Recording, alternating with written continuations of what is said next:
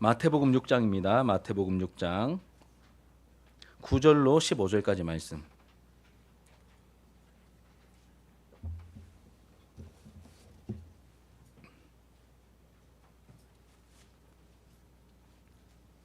(9절로 15절까지) 말씀 우리 한 절씩 교독하고 마지막 절은 함께 읽도록 하겠습니다.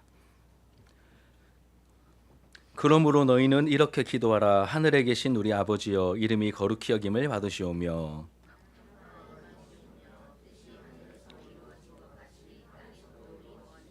오늘 우리에게 일용할 양식을 주시옵고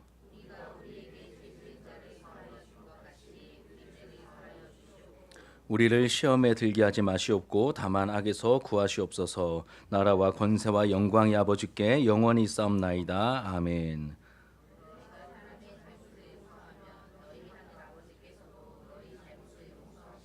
함께 읽겠습니다. 너희가 사람의 잘못을 용서하지 아니하면 너희 아버지께서도 너희 잘못을 용서하지 아니하시리라. 아멘.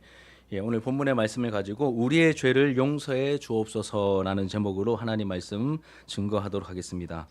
원래 오후 예배 시간에 청청부 예배 시간에 제가 이제 소요리 문답이라는 책을 이 교리책을 쭉 이렇게 시리즈로 강해 설교를 하고 있습니다. 지금 이제 마지막 부분 마지막에 뭐가 나오냐면 이제 주기도문에 대한 부분이 나오는데 이제 마지막 파트 설교를 하고 있습니다. 원래대로 하면 이 내용을 오후에 해야 되는데 그냥 우리 공동체적으로 함께 좀 나누었으면 좋겠다라는 마음이 들어서 이제 오후에 할 설교를 오전에 함께 좀 나누려고 합니다.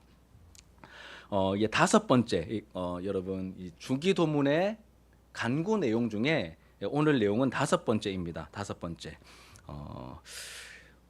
우리 영의 필요에 대한 간구의 내용입니다. 이런 몸을 가진 우리는 날마다 배고픔을 느끼죠. 그렇기 때문에 예수님께서는 하나님 아버지께 뭘 구하라고 하셨죠? 일용할 양식을 구해라 하셨습니다. 그런데 인간은 몸만 있는 것이 아니죠. 사람은 몸과 영혼으로 되어 있습니다. 영적인 존재입니다. 그렇기 때문에 몸의 필요만 해결된다고 다가 아니라 영혼의 문제도 해결되어야 합니다. 먼저는 창조주이시며 우리 생명의 근원이신 하나님과의 관계가 죄 때문에 단절되어 있는데 이 문제가 해결되지 않으면 우리 영혼은 진정한 만족을 누리지 못하죠. 그렇기 때문에 먼저는 예수님을 믿음으로 죄 용서를 받아 하나님과의 관계가 회복되어 하나님의 자녀가 되어야 합니다. 거듭나야 한다는 뜻입니다. 가장 먼저는 우리 영혼의 필요 중에 첫 번째는 예수를 믿어 죄 용서함을 받아 하나님의 자녀가 되어야 한다는 것이죠. 이렇게 예수님의 십자가 보혈로 죄 용서함을 받아 하나님의 자녀라는 신분을 가지게 된 우리이지만 안타깝게도 우리 안에는 뭐가 있습니까? 부패한 죄성이 남아 있습니다. 존재 자체가 죄성을 가지고 있고 생활 속에서도 연약함으로 죄를 짓기 때문에 우리는 일용할 양식만 필요한 게 아니라 또 뭐도 필요할까요? 날마다 죄 용서의 은혜도 구해야 합니다. 이것이 우리 영혼의 필요죠. 이렇듯 우리는 하나님의 은혜가 절대적으로 필요한 존재입니다. 하나님이 없이는 한순간도 살아갈 수 없는 연약한 존재들입니다. 그런데 이 주기도문의 다섯 번째 간구인 오늘 본문 말씀, 이 본문 말씀 보시면 자칫 오해의 소지가 있습니다. 이제 12절 말씀인데 12절 말씀 보시면 우리가 우리에게 죄 지은 자를 사하여 준 것 같이 우리 죄를 사하여 주시옵고라고 되어 있습니다. 자칫 오해의 소지가 있는 게 무엇이냐면 우리가 다른 사람의 죄를 용서해 주는 것이 마치 우리가 하나님께 용서를 받는 조건처럼 그렇게 보이죠. 그렇죠? 그렇기 때문에 오해가 없도록 조심스럽게 이 부분을 살피고 바르게 이해한 다음에 우리 실제 기도 생활과 신앙 생활에 적용을 해야 합니다. 여러분 성경을 해석할 때 중요한 원리, 여러분 성경은 굉장히 고대 문서입니다. 고대 문서. 그렇기 때문에 바른 해석의 절차가 필요합니다. 그 중에 하나가 무엇이냐면 성경 전체의 가르침에 비추어 읽기 라고 하는 부분이 있습니다. 간단하게 말하면 이런 겁니다. 여러분 주보에 적혀 있죠, 그렇죠? 그 부분 같이 한번 읽어볼게요. 이제 성경이 하나의 목표를 시작. 성경이 하나의 목표를 지닌 하나의 책이자 하나의 거대한 이야기이므로 성경의 한 본문, 한 문단, 한 장, 한 책을 성경의 전체 맥락 안에서 그리고 하나님이 알려주신 성경의 총체적인 가르침에 비추어 읽어야 한다. 그럼 여러분 이단의 특징이 뭐냐면 그 한 구절만 탁 떼가지고 요것만 확대 해석합니다. 봐라 이런 식으로. 근데 그게 아니라 전체의 흐름과 문맥과 배경과 모든 것들을 다 살피고 난 다음에 그 흐름 속에서 그 말씀을 이해하고 파악하는 것이 바른 성경 읽기라는 뜻이죠. 성경 전체의 가르침 안에서 해석해야 한다는 원리입니다. 여러분, 하나님께 죄 용서를 받는 것에 인간의 행위나 어떤 조건을 요구하는 성경 구절이 다른 곳에 있던가요?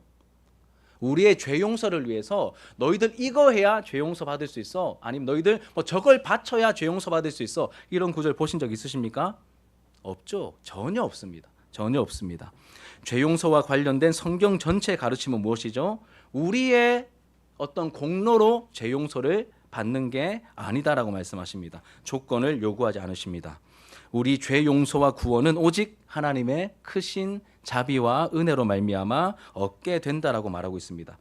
결코 죄를 그냥 지나칠 수 없는 공의로운 하나님께서 죄로 인해 받아야 할 감당할 수 없는 그 진노와 그 모든 형벌을 누구를 통하여 해결해 주셨습니까? 십자가에 달리신 예수 그리스도께 모두 원래는 죄인인 내가 받아야 할 형벌과 내가 받아야 할 심판과 모든 그 죄에 대한 그 형벌과 진노를 예수님께서 십자가에서 대신 받아 주셨습니다. 그래서 예수 그리스도의 십자가 공로를 근거로 해서 우리가 뭘 받죠? 죄 용서를 받는 것입니다. 원래 여러분 죄 지은 죄인이 벌 받아야 되잖아요. 우리가 죄인이라고 고백하지 않습니까? 그런데 내가 받아야 할 그 벌을 누가 받으셨다고요? 예수님이 받으셨습니다. 그러니까 우리가 받아낼 만한 벌의 정도가 아니기 때문에 우린 그거 받으면 그냥 끝장입니다. 멸망입니다. 이거를 우리를 살리시기 위해서 예수님이 십자가에서 대신 받아주셨기 때문에 심판과 형벌과 저주를 대신 받아주셨기 때문에 우리는 벌을 받지 않아도 된다. 이것이 십자가의 의미인 것이죠. 그러니 죄 용서, 여러분 우리가 죄 용서 받았습니다라고 말하는데 내가 기도 좀 했고 내가 헌금 좀 했고 나는 교회 오래 다녔어. 이것이 우리의 근거가 아니라 오직 무엇이 죄 용서의 근거가 되죠? 예수님의 십자가 보혈만이, 그 공로만이 우리의 용서의 근거가 되는 것입니다. 그래서 우리가 하나님의 은혜입니다. 하나님의 선물입니다. 복음입니다. 이렇게 고백하는 것이죠. 그런데 오늘 보았던 이 주기도문의 표현은 오해를 불러일으킬 소지가 있어 보입니다. 그래서 문맥 전체를 살피며 주의 깊게 해석이 필요하다는 겁니다.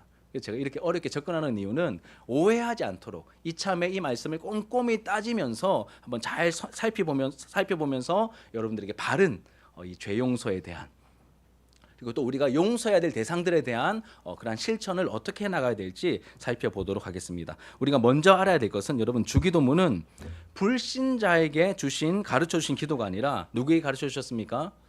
예수님의 제자들 혹은 하나님의 백성된 사람들에게 가르쳐 주신 기도라는 사실이죠. 그러니까 죄 때문에 하나님과 원수된 상태에 있는 불신자가 먼저 죄 용서함을 받고 의롭다 칭함을 받아 하나님의 자녀가 되는 과정에서 드리는 기도가 아니라는 겁니다.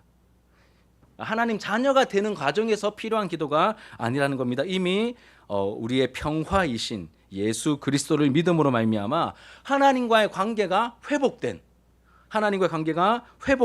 하나님의 백성들에게 가르쳐 주신 기도입니다. 쉽게 말하면 불신자용 기도가 아니라 신자용 기도라는 것이죠.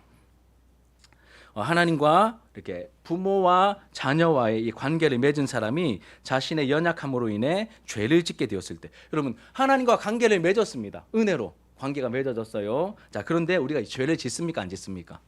연약함으로 인해 죄를 짓죠. 그러면 죄를 지으면 하나님과의 관계가 다시 깨어지는 겁니까? 아니죠. 그 관계는 깨어지지 않습니다. 우리 자녀와 우리 부모와의 관계도 자녀가 사고 치면 우리가 말로는 호적 파버린다 이렇게 얘기하지만 진짜 파는 사람 없잖아요. 어떻게 합니까? 관계가 애매해지지 않습니까? 관계가 멀어지는 것이죠. 관계가 깨어지는 것이 아니라 관계의 친밀함이 깨어지는 것입니다.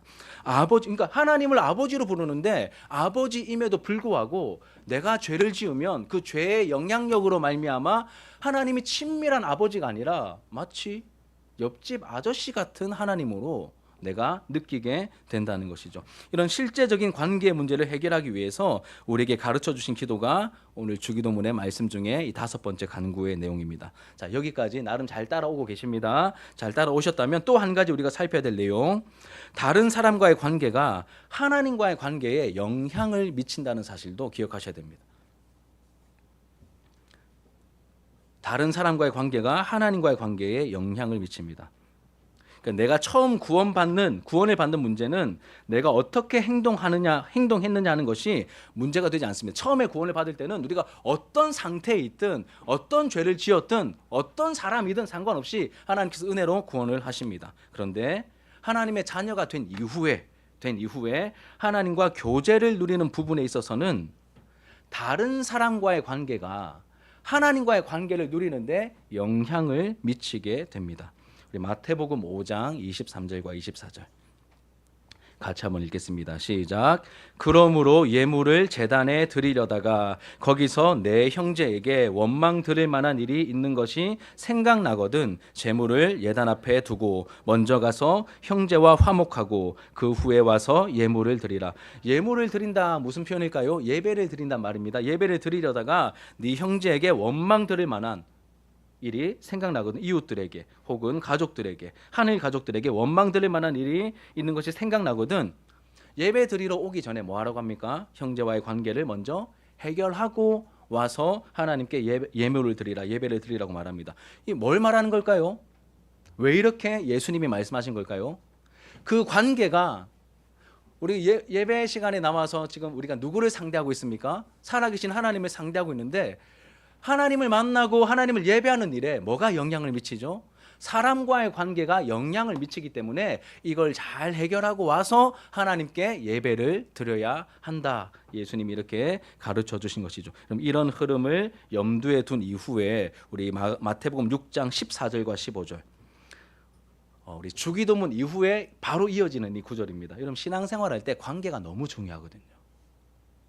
그래서 주기도문에 이어서 이 관계를 또 말씀하십니다. 자, 같이 14절 15절 읽겠습니다. 시작. 너희가 사람의 잘못을 용서하면 너희 하늘 아버지께서도 너희 잘못을 용서하시려니와 너희가 사람의 잘못을 용서하지 아니하면 너희 아버지께서도 너희 잘못을 용서하지 아니하시리라. 전체 문맥 속에서 이해하셔야 됩니다. 또 사람과의 관계가 하나님과의 관계에 영향을 미친다는 이 문맥도 여러분 이해하셔야 됩니다. 너희가 사람의 잘못을 용서하면 너희 하늘 아버지께서도 너희의 잘못을 용서하시려니와. 그러니까 우리가 하나님의 자녀가 된 이후에 용서하지 않고 있으면 하나님과의 관계도 막히는 부분이 있다는 것이죠. 그리고 15절에 너희가 사람의 잘못을 용서하지 아니하면 너희 아버지께서도 너희의 잘못을 용서하지 아니하시리라. 반대로 말하면 우리가 용서하면 그 관계를 잘 지속시켜 나아가면 하나님과의 관계도 함께 열리고 풍성하게 누릴 수 있다는 뜻입니다. 여러분 하나님의 은혜로 거듭난 신자들에게는 예수님을 제대로 만나서 거듭난 신자들에게는 강력한 소원이 있습니다. 그 소원이 뭐냐면 우리 주 예수 그리스도와 하나님 아버지를 너무 알고 싶은, 하나님과 너무 잘 지내고 싶은, 하나님의 사랑을 더 많이 누리고 싶은 이 소원이 있어야 정상입니다. 여러분 이거 없으시면 다시 시작하셔야 됩니다. 죄송한 말씀이지만 하나님과 잘 지내고 싶고 하나님의 사랑을 더 많이 알고 싶고 더 많이 누리고 싶은 이 놀라운 소원이 이전에 없었는데 예수를 믿으면 우리가 거듭나면서 이전에 없던 이 소원이 우리 안에 생기게 됩니다. 이전엔 이 소원이 있었는데 지금은 많이 약해져 있다면 여러분 병들어 있다는 뜻이니 회복을 위해 치유를 위해 여러분 기도하셔야 됩니다. 이 강력한 소원이 있습니다. 이 강력한 소원이 있는데 이걸 누리기 위하여 이 예배 시간에 오셨는데 이게 잘 안 누려지는 거예요. 하나님의 사랑이 이전처럼 나에게 와닿지 않고 하나님과의 그 친밀함이 이전처럼 나에게 이렇게 부어지지 않는다면 그 이유를 무엇이라고 말하죠? 다른 사람과의 관계 때문이다. 이렇게 우리에게 말씀하고 있는 것이죠. 다른 사람을 용서하지 않고 내가 잘못을 했을 경우에는 용서를 구하지도 않기 때문에 하나님과의 관계도 함께 서먹서먹해지고 멀어지는 것이죠. 여러분, 개인 믿음의 성장만 가로막는 것이 아니라, 그럼 개인이 가지고 있는 하나님과의 관계만 막히는 게 아니라 공동체 전체의 영적인 활력을 같이 어둡게 만듭니다. 관계가 너무너무나 중요합니다. 첫 번째 내용 우리가 함께 이렇게 살펴보았습니다. 다섯 번째 간구 내용을 오해하지 않기입니다. 큰 두 번째로 여러분, 우리가 이 다섯 번째 내용 그리고 용서에 대해서 바르게 이해하기 위해서 교회가 무엇인지, 교회의 특징이 무엇인지 우리가 이해를 해야 합니다. 핵심을 먼저 말씀드리면 지역 교회는 불완전합니다. 완전하지 않다는 것이죠. 용서의 중요성을 제대로 알기 위해서 교회의 특징을 우리가 생각해 보아야 합니다. 눈에 보이지 않는 교회가 있고, 그러니까 완성된 교회가 있고, 또 눈에 보이는, 지금 우리가 신앙생활하면서 경험하는 우리 눈에 보이는 교회를 뭐라고 하냐면 지역 교회라고 합니다. 지역 교회. 같은 지역에 살고 있는 사람들이 모여서 함께 공동체를 이루어 신앙생활하고 있는 이 교회를 우리는 지역 교회라고 합니다. 여러분 성경 읽어보시면 신약 성경에 뭐 예루살렘 교회도 나오고 갈라디아 교회도 나오고 뭐 빌립보, 골로새 여러 가지 교회가 나오죠. 모두가 다 지역에 모여 있는. 우리가 미국에 있는 어느 교회에 소문이 났지만 거기서 예배 못 드리잖아요. 그들과 교제하지 못하지 않습니까? 우리 지역에 있는 모일 수 있는 이 지역 교회에 모여서 우리가 예배를 드립니다. 우리 교회도 뭘까요, 여러분? 지역 교회입니다. 우리 진주 하나로 교회도 이 경남 진주 지역, 이 초장동에 위치한 하나의 지역 교회죠. 그리고 우리 눈에 보이는 이 지역 교회의 특징이 있습니다. 아까 뭐라고 했죠? 불완전하다는 겁니다. 이 땅에 있는 교회의 특징은 불완전하다는 겁니다. 여러분 저랑 한번 따라해 주시겠습니까? 불완전합니다. 여기 완전한 사람 계십니까? 저도 불완전하고 다 불완전하잖아요. 불완전한 사람들이 모여 있으니 어떨까요? 불완전함이 특징이 될 수밖에 없습니다. 성숙함의 정도도 다르고, 물론 아니길 바라지만 이 가라지도 끼어 있을 수 있다라고 성경은 분명히 말하고 있습니다. 하지만 우리 눈에는 확인이 안 되죠. 예수 그리스도를 구주로 고백한다면 우리는 일단 교회의 회원으로 인정하며 영적인 한 가족을 이루어 함께 신앙생활을 해나갑니다. 하지만 완전하지 않고 가라지도 섞여 있기 때문에 교회 안에 뭐가 발생합니까? 여러 가지 문제들이 발생합니다. 그럼 불완전한 교회가, 교회에서 문제가 나타나면 정상입니까? 비정상입니까? 정상입니다, 여러분. 불완전한데 우리 아이들이 사고 칩니까? 안 칩니까? 남을 다치게 만들기도 하고 지가 다쳐서 오기도 하고 사고 많이 치잖아요. 그러니까 불완전한 교회가 문제가 생기는 것은 너무나 이제 자연스럽고 당연한 것이죠. 성숙도가 다르기 때문에 그런 것입니다. 그리고 어떤 이렇게 의견이 맞지 않아서 충돌이 일어나기도 합니다. 또 스타일이 달라서 서로 오해하기도 하고 하나님을 향한 열심히 서로 부딪혀서 시기하기도 하고 다투기도 하는 것이죠. 이런저런 모양의 허물과 죄악과 연약한 모습들 교회 안에 가득한 것이 현실입니다. 주차장 하나를 사용해도 의견이 다르잖아요. 또 교회를 만약에 이전한다라고 했을 때 또 다른 상가 건물로 갑시다라고 주장하는 분도 있을 수 있고, 아니면 땅을 사서 건물을 세웁시다 이런 분들이 있을 수도 있고, 의견이 다 다르기 때문에 충돌, 갈등이 일어날 수밖에 없는 것이죠. 우리 유초동부에서 라면 기계 샀습니다. 라면 기계. 이거 어디에 설치할 것인가, 어떻게 먹을 것인가, 의견 다 다릅니다. 그렇죠? 조율하고 있는 중입니다.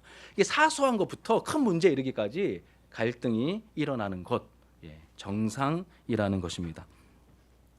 이런 갈등이 일어나는 것을 가장 잘 보여주는 성경 속 교회가 어디일까요?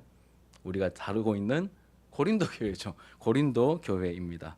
그런데 여러분, 교회가 이런 연약한 모습, 이렇게 문제를 일으키는 모습, 교회를 세우신 예수님께서 이런 모르셨을까요? 고린도에 괜히 교회 세워갖고 실수다. 원래 지금 진주 하나로 교회가 이제 우리 만 4년 다 돼가지 않습니까? 저 세우면 안 되는데 내 세워가지고. 예수님께서 문제가 일어날 걸 모르고 실수하셔서 세워진 교회들일까요? 아닙니다, 여러분. 우리가 이런저런 문제를 일으킬 것을 다 아시고 교회를 세우셨죠.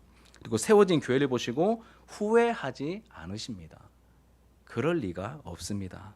다 아셨습니다. 다 알고 우리를 구원하셨듯이 다 알고 교회를 세우셨습니다. 때로는 저와 여러분들이 상대방에게 피해를 입히는 가해자가 되기도 합니다. 그럼 나는 가해자인 적 없어요. 웃기지 마십시오, 여러분. 다 가해자입니다, 저를 포함해서.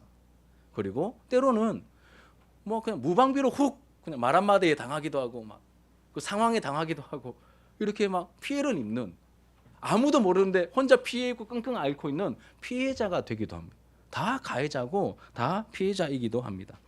실제 우리도 교회로 함께 모여 신앙생활하면서 여러 관계 속에서 크고 작은 어려움들을 겪습니다. 이런 관계 문제를 해결해야 되는데 인간적인 방법으로, 제가 담임 목사니까 뭐 집사님, 권사님 일로 오이소. 별로 관계가 안 좋네요. 악수하이소. 이제 한번 안아주시고 이제 그래 화해하자 이렇게 토닥토닥 하시고 자 끝. 이게 아니라는 것이죠. 이 애매해진 관계들 그리고 이 갈등들을 성경적으로 우리가 잘 해결해야 합니다. 성령으로 새롭게 창조된 이 새 본성은 하나님과 깊고 친밀한 관계를 우리가 누리기를 원하는데, 우리가 다른 사람들과 맺고 있는 이 관계가 하나님과의 관계에 엄청난 영향을 미치기 때문에 성경적으로 바르게 해결을 해야 합니다. 혹시 지금 관계의 어려움을 겪고 계신다면 이 말씀을 잘 들으셔야 되고, 관계의 어려움을 겪지 않고 계신다 할지라도 언제 내가 가해자나 피해자가 될지 모르기 때문에 동일하게 이 말씀은 우리 모두에게 중요한 부분입니다. 용서의 문제가 너무나 중요하며 예수님은 이 부분을 중요하게 다루고 계십니다. 그럼 결국 내가 가해자이건 피해자이건 하나님과 바른 관계를 맺고 누리기 위해서는 다른 사람과의 관계를 바르게 살피는 지혜와 노력이 필요한 것이죠. 그러니까 선택 사항이 아닙니다. 이 관계, 용서, 사랑, 이 부분은 신앙생활할 때 선택 사항이 아닙니다. 하나님의 자녀들이 하나님과 멀어지는 것은, 여러분, 하나님의 자녀들이 하나님과 멀어지는 것은 죽어간다는 뜻입니다. 능력이 사라진다는 뜻입니다. 목회자인 저도 하나님과 거리감을 느끼면 말씀을 통하여 능력이 잘 나타나지 않습니다.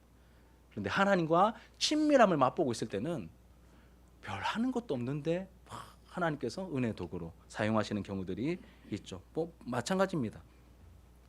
우리가 하나님과 멀어지게 될 때 능력을 상실하게 될 것이고, 그 상태가 지속될 때 극심한 영혼의 허기를 느끼고 영적으로 탈진하게 되겠죠. 그리고 실제 여러분들이 누리는 은혜도 뭔가 막막함을 느끼게 됩니다. 내 찬송에 힘이 없음을 본인이 압니다, 여러분. 내 찬송에 힘이 없으면 본인이 압니다. 예배 감격은커녕 그냥 예배 시간이 버티는 시간이 되어버릴 수도 있습니다. 하나님께서 임재해 계신 하나님의 전에서 예배를 드리는데 하나님의 임재를 경험하지 못하는 그 진짜 이유는 다른 사람과의 관계에 뭔가 문제가 생겼기 때문이다라고 알려주십니다. 하나님과의 친밀한 관계를 회복하고 진정으로 그 은혜를 맛보고 싶다면 하나님의 말씀을 따라 관계를 회복하고 용서를 하거나 용서를 구하거나 하는 그 자리로 우리가 나아가야 한다는 것이죠. 그래야 우리 영혼에 생기가 다시 깃들 수 있습니다. 우리가 다른 사람의 죄를 용서해 주어야만, 또는 다른 사람이 내 죄를 용서해 주어야만 우리는 하나님 앞에서 실제적인 죄 용서의 은혜를 누리며 친밀함을 맛볼 수 있기 때문입니다. 여기까지가 여러분 큰 두 번째 내용입니다. 이제 이어서 세 번째 내용은 용서의 성경적인 의미를 우리가 또 잘 알아야 됩니다. 지금부터는 성경이 말하는 용서가 무엇인지, 그러니까 내가 생각하는 내 수준에서 내 기준에서 용서가 아니라 성경이 가르치는 용서가 무엇인지 우리가 또 분명히 알아야 합니다. 여러분, 이 용서의 의미를 알기 위해서 먼저 알아야 될 것이 있는데 바로 죄입니다. 죄의 특징을 우리가 알아야 됩니다. 여러분, 사실 용서는 무엇과 관련이 있죠? 죄와 관련이 있잖아요. 나한테 죄를 지은 사람을 용서하는 거지 않습니까? 맞죠? 그러니까 용서는 반드시 죄와 연관되어 있습니다. 아무 일도 없는 상황에서 용서할 필요가 없기 때문이죠. 그래서 용서를 다루기 전에 반드시 우리가 알아야 될 것은 죄의 특징입니다. 성경이 말하는 죄가 무엇인지 우리가 알아야 합니다. 우리는 죄를 하나님께 지을 수도 있고 혹은 사람에게 죄를 지을 수도 있습니다. 그리고 만약 내가 죄를 짓게 되면 상대방에게 피해를 입히게 되죠. 내가 죄를 지으면 상대방에게 피해를 입히게 됩니다. 말로써 죄를 지으면 그 사람이 어떻게 반응할까요? 인격적인 모독을 느끼겠죠. 상대방의 마음에 깊은 상처가 남게 됩니다. 또 인터넷 댓글로 이렇게 모욕하는 말을 써도 같은 결과가 나타나게 되겠죠. 명예가 훼손이 됩니다. 또 행동으로 만약에 폭력을 가하면 여러분 자동차 사고 내가 사고를 냈습니다. 그러면 어떤 일들이 벌어집니까? 피해가 발생하죠. 손해가 발생하게 됩니다. 이렇듯 죄는 어떤 결과를 가져옵니다. 그래서 내가 죄를 지으면 여러분 이제 순서를 정리해 보십시오. 이거를 아셔야 바른 용서를 할 수 있습니다. 자, 내가 죄를 지으면 말로든 행동이든 무엇으로든지 간에 내가 죄를 지으면 상대방에게 뭘 입히게 되죠? 피해를 입힙니다. 말로 때릴 수도 있고 실제로 때릴 수도 있고 사기를 칠 수도 있고 죄를 지으면 상대방에게 피해를 입힙니다. 그러면 그 피해를 입은 사람은 어떨까요? 아, 이 사람이 나에게 피해를 입혔네 이렇게 생각합니까? 아니죠. 그럼 한 대 맞으면 어떻습니까? 예, 아프죠. 아프고 끝입니까? 나를 이유 없이 때린 사람하고 여러분 잘 지낼 수 있으시겠어요? 화가 나지 않습니까? 피해를 입으면 화가 납니다. 누가 내 자동차를 받고 도망갔습니다. 화가 납니까? 안 납니까? 예, 너무 억지로 예를 드니까 이렇게 공감이 별로 안 되는 것 같은데 차를 안 받고 내 앞에 누가 막 이렇게 주차해놓고 함부로 주차해놓고 내 차가 못 빠지게만 만들어도 막 화가 나지 않습니까? 예. 우리 집 앞에 누가 쓰레기만 이렇게 막 함부로 버려놔도 지구 집 앞에 버리지 우리 집 앞에 버려놔도 얼마나 화가 납니까? 이렇듯 죄는 노를 일으킵니다. 그런데 죄는 타인에게 피해를 입힐 뿐만 아니라 가해자인 내가 만약에 사고를 쳤을 때 가해자인 자신에게도 피해가 생기게 만듭니다. 내가 만약에 자동차 사고를 냈습니다. 상대방에게 견적 200만 원의 어떤 피해를 입혔어요. 그럼 그걸로 끝입니까? 나는 어떻습니까? 사고를 내면서 내가 다쳤을 수도 있고 내 차가 찌그러졌을 수도 있고 나에게도 그 피해가 온다는 것이죠. 내가 누군가에게 지어서는 안 될 죄를 지었을 때 나는 그 죄에 대한 책임을 가지게 됩니다. 죄책이라고 하죠. 정리해 볼게요. 죄를 지으면 상대방에게 피해를 입힙니다. 그리고 그 사람은 화를 내게 됩니다. 분노가 일어나겠죠. 그리고 나에게도 영향을 미치게 됩니다. 나는 그 죄에 대한 피해를 보상해야 할 죄에 대한 책임을 가지게 됩니다. 제가 일부러 지금 막 법정적으로 설명을 하고 있습니다. 그럼 이렇게 뭔가 관계 속에서 일어나서는 안 될 이 죄의 문제, 관계 갈등의 문제가 일어나면 죄의 마지막 결과는 뭘까요? 그 관계가 온전히 유지되지 못하고 그 관계에 이상이 생깁니다. 관계가 단절되죠. 그래서 죄는 관계를 단절시킵니다. 제가 너무 어렵게 설명을 했죠. 아담과 하와를 여러분이 최초의 범죄가 일어났던 이 장면을 한번 생각해 보십시오. 그들이 죄를 지었을 때 어떤 일들이 벌어졌습니까? 죄를 지었을 때 피조 세계가 죄로 오염되었습니다. 그리고 누가 화를 내셨죠? 하나님께서 진노하시게 되셨습니다. 그들이 어떻게 되었습니까? 에덴 동산에서 쫓겨나게 되었습니다. 이게 죄의 모습이고 죄의 결과라는 것입니다. 죄의 특징이라는 것입니다. 마지막 단계는 관계의 단절로 이어지게 됩니다. 자, 이렇게 죄의 특징을 확실히 할 때 죄 용서가 무엇인지 우리가 분명해지기 때문에 제가 이 부분을 조금 어렵지만 설명을 드렸습니다. 여러분, 죄 용서라고 하는 것은 단순히 죄송합니다, 미안합니다라고 말하고 여기에 대해서 그냥 영혼 없이 그냥 괜찮아요, 그냥 가세요. 이게 죄 용서를 구하거나 용서를 해주는 의미가 아니라는 것입니다. 세상은 죄와 죄 용서에 대한 본질을 잘 알지 못하기 때문에 이 용서를 구하거나 용서해주는 부분을 쉽게 가볍게 생각을 합니다. 네, 성경이 말하는 이 죄와 죄 용서는 이제 그렇지 않다는 것이죠. 만약에 우리 소은이가 이제 굉장히 좋은 옷을, 비싼 옷을 이렇게 딱 입고 왔는데 제가 정신이 혼미해서 제가 막 일정이 좀 빡셌거든요. 막 리뉴 캠프 설교하고 오고 막 기도 인도하고 또 이렇게 그때 애들 다 운행하고 오니까 12시 반 넘었더라고요. 예, 집에 오니까 봉고 타고. 더 놀라운 것은 그 12시 반에 신창호 집사를 만났어요. 그 늦은 시간 마감하고 이렇게 아이고 서로 그래 빨리 들어가 잘 인사하고 이렇게 왔습니다. 그 아침 일찍부터 또 잉글리시 바이블 캠프가 또 있으니까 막 그거 준비한다 와가지고 막 이렇게 막 너무 에너지를 많이 써가 가정을 하는 겁니다. 이제 팩트도 있고 가정도 있고 잘 들으십시오. 너무 피곤해가지고 정신이 혼미해서 주일 점심에 밥을 먹다가 소은이가 이렇게 오랜만에 너 집에서 제일 좋은 옷을 좀 이렇게 입고 왔는데 제가 정신이 혼미해서 이렇게 들고 가다가 쏟았어요. 소은이 옷에.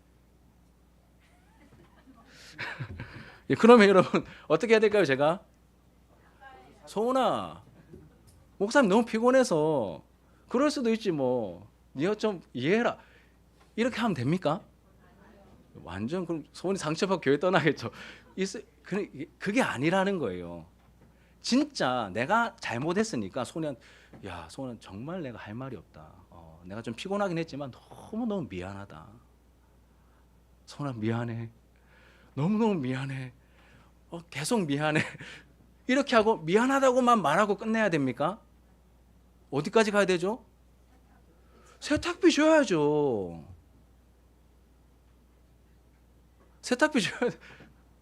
그런 일이 일어나면 안 되지만 세탁비를 줘야 됩니다. 영혼을 담아 잘못했다고 말하고 그리고 거기에 대해서 일어난 그 피해를 보상을 해야 제대로 된 용서를 구하는 행동이 되고 또 제대로 용서해줄 마음도 생기는 것이죠.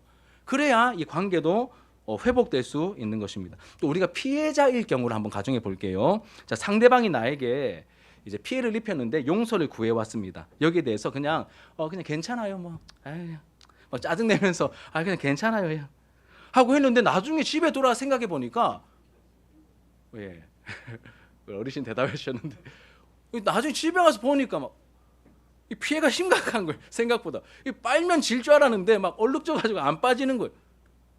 그래서 다시 불러가지고 그 용서해 준 건 무효다. 다시 하자. 이렇게 하면 안 된다는 겁니다. 용서를 구할 때도 그냥 함부로 하는 게 아니고 용서해 주는 것도 그냥 대충 해주는 것이 성경이 말하는 용서가 아니라는 것이죠. 용서는 여러분 용서한다는 것은 성경적인 의미 구체적인 약속입니다. 한번 용서했으면 다시 끄집어내지 않는 게 성경이 말하는 용서입니다. 왜 이게 성경이 말하는 용서냐면 하나님이 우리를 그렇게 용서하셨어요. 만약에 하나님께서 우리의 큰 죄를 다 내가 너희들의 죄를 다 용서했어라고 해놓고 우리가 조금 이렇게 밉볼 때마다 막 하나님께서 막 기분 나빠하시면서 야 그건 무효야. 그 용서 무효야. 이렇게 반응하시면 우리 중에 누가 구원을 받고 누가 하나님 앞에 예배드리러 나올 수 있겠습니까? 그러니까 이 성경이 말하는 용서를 분명히 알아야 되는데 우리 예레미야 31장 34절 같이 한번 읽겠습니다. 자, 시작. 그들이 다시는 각기 이웃과 형제를 가리켜 이르기를 너는 여호와를 알라 하지 아니하리니 이는 작은 자로부터 큰 자까지 다 나를 알기 때문이라. 내가 그들의 악행을 사하고 다시는 그 죄를 기억하지 아니하리라. 여호와의 말씀이니라. 예레미야 시대, 이 악이 가득했던 시대에 하나님께서 자기 백성들을 어떻게 하신다고 말씀하십니까? 이제 용서해 주시는데 내가 그들의 악행을 어떻게 마지막에 악행을 사하고 용서하고 다시는 어떻게 하신다고요? 그 죄를 기억하지 않겠다. 법정적인 약속입니다, 여러분. 만약에 이렇게 용서의 약속을 해주시고 용서해 주시고 만약에 하나님께서 그거 또 끄집어내시면 그런 하나님 우리가 어떻게 신뢰하며 섬길 수 있겠습니까? 하나님의 용서는 내가 너희의 죄악을 다시는 기억하지 않겠다고 약속해 주시는 약속의 용서인 것이죠. 그러니까 하나님이 여러분 기억력이 부족해서 우리는 3년 뒤, 7년 뒤, 10년 뒤에 나에게 실수한 것 잊어버리는 경우가 있잖아요. 근데 그게 아니라 잊어버려서 넘어가시는 게 아니라 약속하셨기 때문에 넘어가 주시고 용서해 주신 것이 바로 하나님의 용서라는 것입니다. 이것이 성경이 가르치는 하나님의 용서죠. 그러니까 하나님과 친밀한 관계를 누리기 위해서 우리에게 요청하신 타인과의 관계에서 우리가 베풀어야 할 용서도 어떤 용서여야 될까요? 하나님이 보여주신 이러한 용서여야 한다는 것입니다. 성경적인 의미를 가진 용서여야 합니다. 내가 기분 내키는 대로 괜찮다고 해놓고 내 기분 나쁘다고 또 그 문제 끄집어내어가지고 소급해가지고 3년 전에 거 10년 전에 거 자꾸 끄집어내가지고 또 정죄하고 단죄하고 하는 것 성경이 말하는 용서와 전혀 상관없다. 네 마음대로 하는 그 용서 아니야. 이렇게 말씀하고 계시는 것이죠. 법적인 약속을 해주는 것과 마찬가지입니다.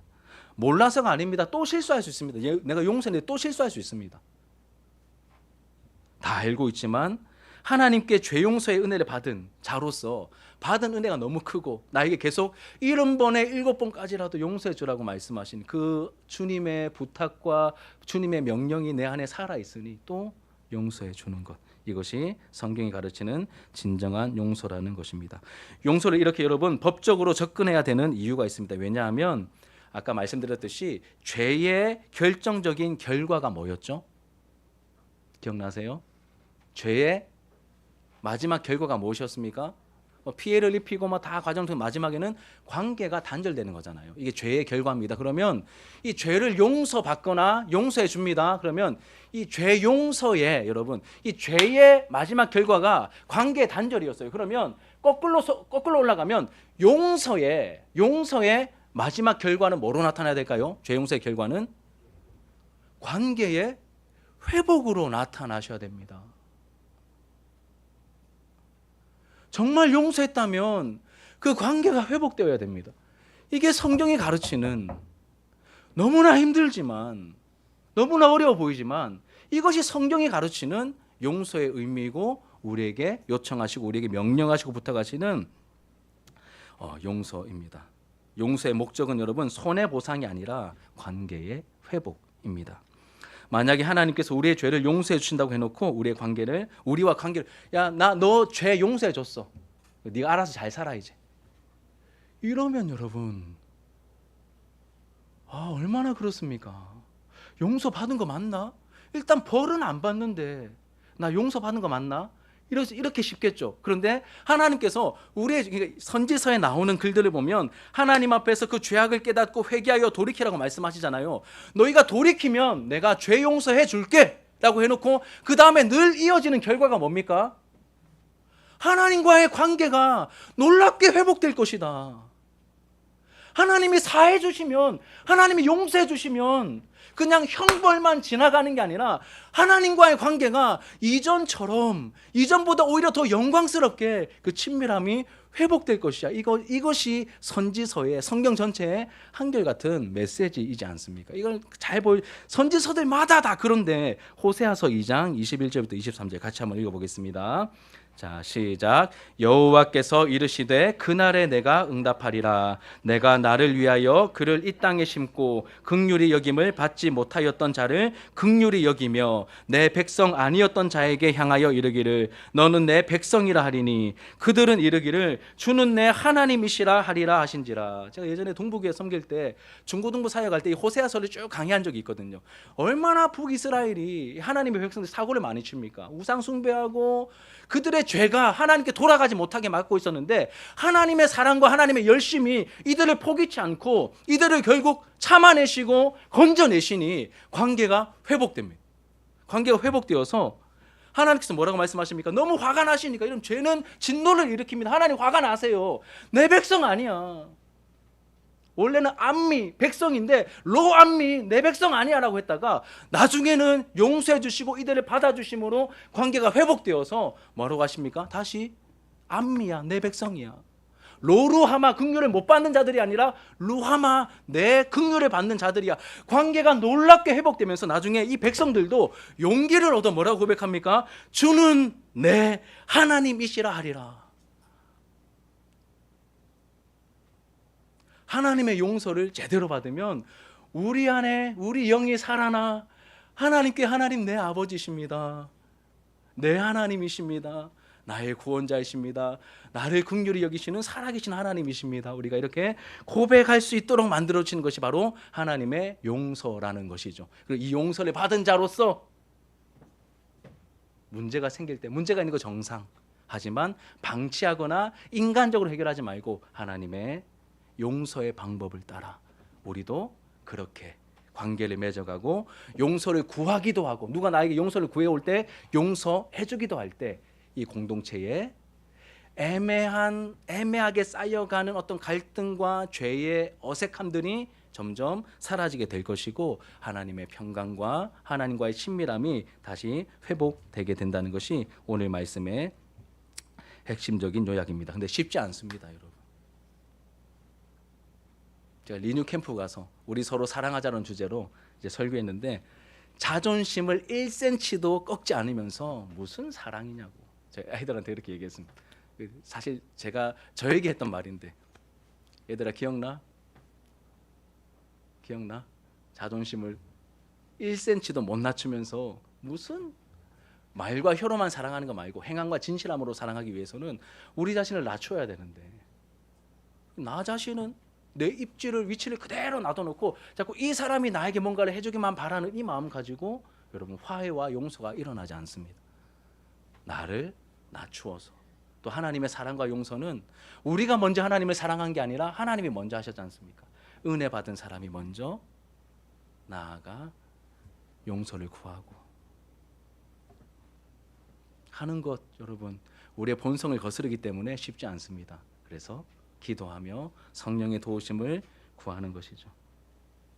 이제 말씀을 정리하며 마치려고 합니다. 이 5번째 간구의 내용, 우리가 우리에게 죄 지은 자를 사하여 준 것 같이 우리 죄를 사하여 주시옵고, 이 말씀은 우리가 최초 하나님께 죄 용서를 받아 구원받기 위한 조건으로 말씀한 게 아니라는 겁니다. 아닙니다. 오직 죄 용서는 무엇으로 가능하죠? 예수님의 십자가 보혈의 공로로만 우리의 궁극적인 죄 용서가 가능하고 우리는 은혜로 믿음으로 죄 용서를 받아 구원함을 얻는 것입니다. 이 주기도문은 누구를 위해 주셨습니까? 신자들을 위해, 하나님의 백성들을 위해 주셨습니다. 이 신자들의 공통된 소원 뭐라고 했죠? 여러분 안에 있으십니까? 하나님과 더 친밀해지길 원합니다. 하나님께 더 가까이 가길 원합니다. 하나님의 사랑 더 받아 누리길 원합니다라고 하는 이 소원이 우리 안에 살아있는데, 이게 여러분 정말 좋아하는 걸 못하게 하면 어떠시던가요? 우리 안에 이 소원이 가장 불타고 있는데 이게 안 되면 우리가 얼마나 답답할까요? 이 하나님과의 친밀한 교제를 다시 누릴 수 있도록 우리에게 무엇이 문제였고 어떻게 접근해야 되는지 알려주십니다. 서로 불쌍히 여기고 서로 용서하라고 말씀하십니다. 그럼 지역교회는 불완전합니다. 우리 교회도 나름 좋지만 불완전한 교회입니다. 내가 상대방에게 피해를 입히기도 하고 상대방 때문에 내가 피해를 입기도 합니다. 이런 실제적인 상황들을 그냥 얼렁뚱땅 대충 넘어가지 말고 성령께서 깨닫게 하실 때 용기를 내요. 하나님의 말씀대로 반응하는, 상대방에게 다가가서 용서를 구할 수 있는, 혹은 누가 용서를 구하러 왔을 때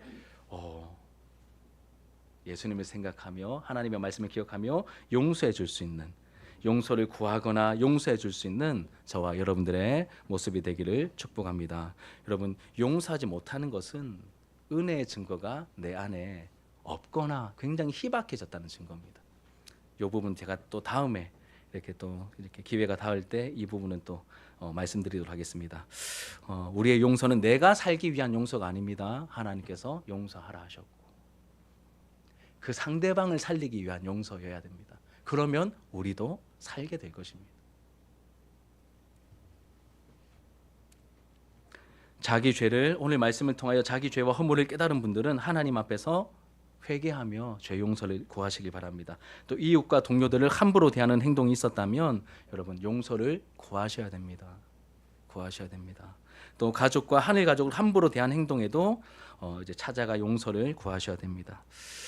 특별히 가정의 달입니다, 여러분. 가족 구성원들 가운데 내가 혹시 실수해서 관계가 막혀 있는 부분이 있다면 여러분 용기를 내셔서 부모님이 되었든 형제 자매가 되었든, 제가 봤을 때 우리 교회 우리 성도님들 수준이면 먼저 사고 칠 만한 그런 분들은 안 계신데 마땅히 그분들이 먼저 와서 용서를 구해야 되는 게 일반적인 어떤 상황일지라도 하나님이 주신 은혜가 커서 내가 먼저 가야 되겠다 싶으시면 여러분 자존심을 세우지 마시고 먼저 찾아가셔서 이 화해의 제스처를 구할 때, 취할 때 또 하나님께서 우리 행동을 통하여 놀랍게 또 역사해 주실 것입니다. 혹시 또 내가 물질적으로 신체적으로 피해를 입힌 대상들이 있으시다면, 사람 모르거든요. 있으시다면 찾아가셔서 또 용서를 구하시길 바라고, 또 나에게 용서를 구하러 오는 사람을 예수님 때문에 예수님 생각하며 또 용서해 줄 수 있는 저와 여러분들의 모습이 되기를 소망합니다. 그러면 하나님의 은혜가 친밀하게 깊게 풍성하게 우리 가운데 역사해 주실 것입니다. 치유와 회복과 생명의 역사가 나타날 줄 믿습니다. 우리 말씀을 기억하면서 함께 기도하는 마음으로 우리 찬양합시다. 예수 피를 힘입어.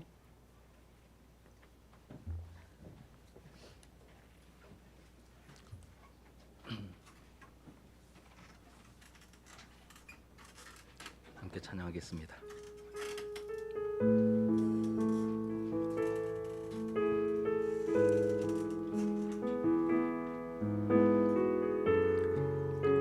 우리를 용서하신 그 예수님의 모습을 생각하며 함께 찬양합시다. 주의 보좌로 주의 보좌로 나아갈 때에 어떻게 나가야 할 나를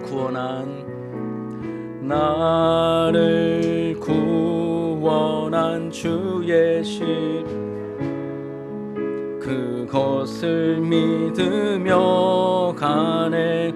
주의 보좌로 나아갈 때에 주의 보좌로 나아갈 때에 나 여전히 부족하나. 나를 품으신 주의 그 사랑, 나를 품으신 주의 그 사랑, 그것을 믿으며 가네. 자격 없는 내 힘이 아닌, 자격 없는 내 힘이 아닌 오직 예수님의 보혈로, 오직 예수님의 보혈로 자격 없는 내 힘이 아닌 주님 우리를 오직 예수님의 보혈로 십자가의 보혈, 십자가의 보혈 완전하신 사랑 힘입어 나갑니다.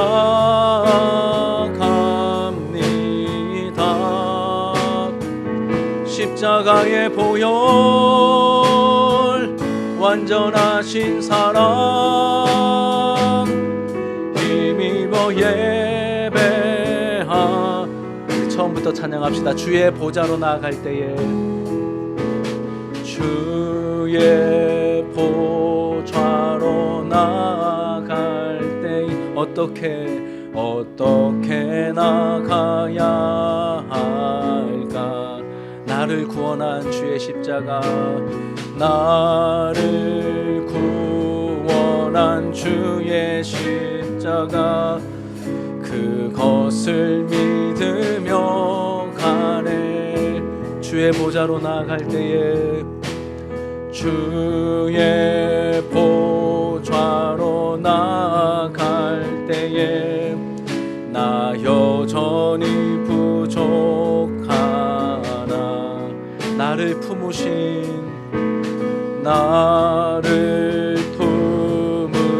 주의 그 사랑, 그것을 믿으며 가네. 자격 없는 내 힘이 아닌, 자격 없는 내 힘이 아닌 오직 예수님의 보혈로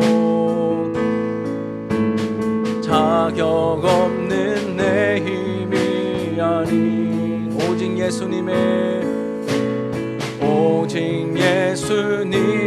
보혈로 십자가의 보혈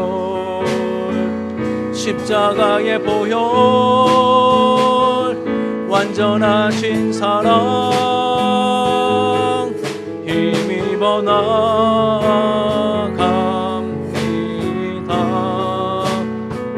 십자가의 보혈 완전하신 사랑 힘입어 예배합니다. 주는 평화, 주는 평화. 막힌 담을 모두 허셨네. 주는 평화, 우리의 평화, 주는 평화, 우리의 평화. 아멘. 주는 평화, 주는 막힌 담을 모두 허셨네. 막힌 담, 하나님과의 막힌 담과 우리 사이에 막힌 담을 허셨습니다. 주는 평화, 주는 평화, 우리의 평화, 우리의 평화. 염려 다 맡기라, 염려 다 맡기라. 주가 돌보시니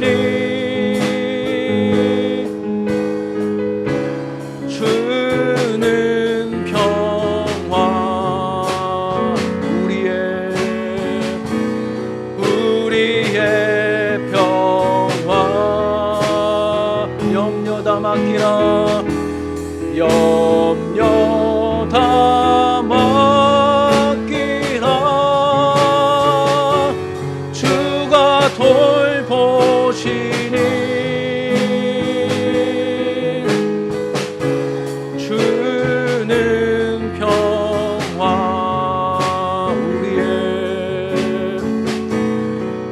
우리의 평. 우리 한 번 더 믿음으로 고백합시다. 예수 그리스도 주는 우리의 평화십니다. 주는 평화. 막힌 담을 모두 허셨네. 막힌 담을 모두 허셨네. 주님 우리를 도우소서. 주는 평화, 주는 평화, 우리의 평화, 주는 평화. 막힌 담을 모두 허셨네. 주 예수님, 주는 우리 안에 관계가 회복되게 하소서. 우리의 평화, 염려 다 맡기라, 염려 다 맡기라. 주가 돌보시니 주는 평화, 우리의 평화, 우리의 평화. 염려 다 맡기라. 주가 돌보시니 주는 평화,